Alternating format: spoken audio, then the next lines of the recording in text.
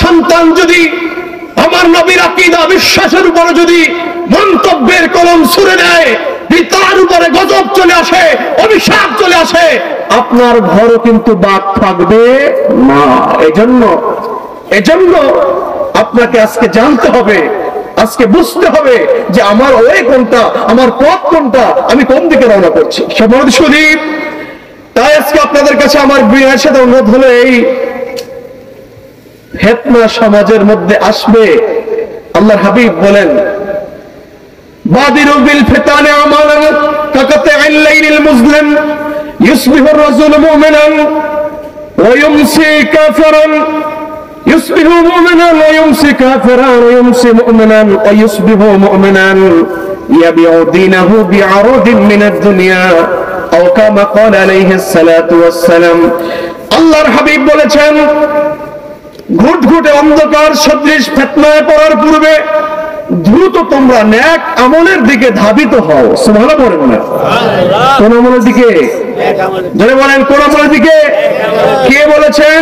আল্লাহর হাবিব বলেছেন, ফিতনায় পড়ার পূর্বে নেক আমলের দিকে ধাবিত হও। যারা বলেন সুবহানাল্লাহ।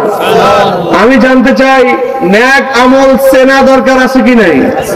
একটু জোরে কর না। আছে নি? আছে। নেক আমল চেনা দরকার আছে নি? আচ্ছা বলেন তো দেখি, সুদ খাওয়া এটা নেক আমল কিনা? সবাই কথা কয় না। সুদ খাওয়া নেক আমল কিনা? ঘুষ খাওয়া, পর্দা না করা, পরের সম্পদ নষ্ট করা, কি কর? মদ, গাঁজা, জুয়া, আফিম, হেরোইন, বাবা, ট্যাবলেট, গাঁজা সেবন করা,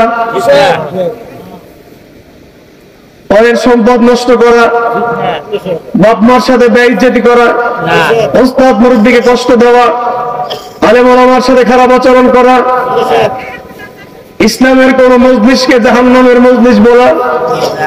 কি কথা বলবো? এই আজকের আমাদের মজলিস চলছে, একদল মানুষ গা জ্বলছে, তারা বলছে যদি জাহান্নামে যেতে চাও ওই মজলিসে যাও।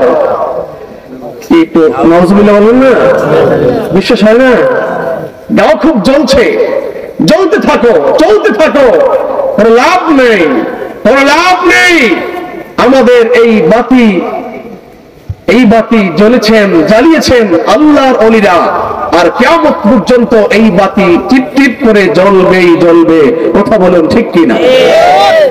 সম্মানিত হাজিরিন, ওয়াজ মাহফিলে আসলে কি জাহান্নামের মজলিসে আসা হয়? জোরে কর না।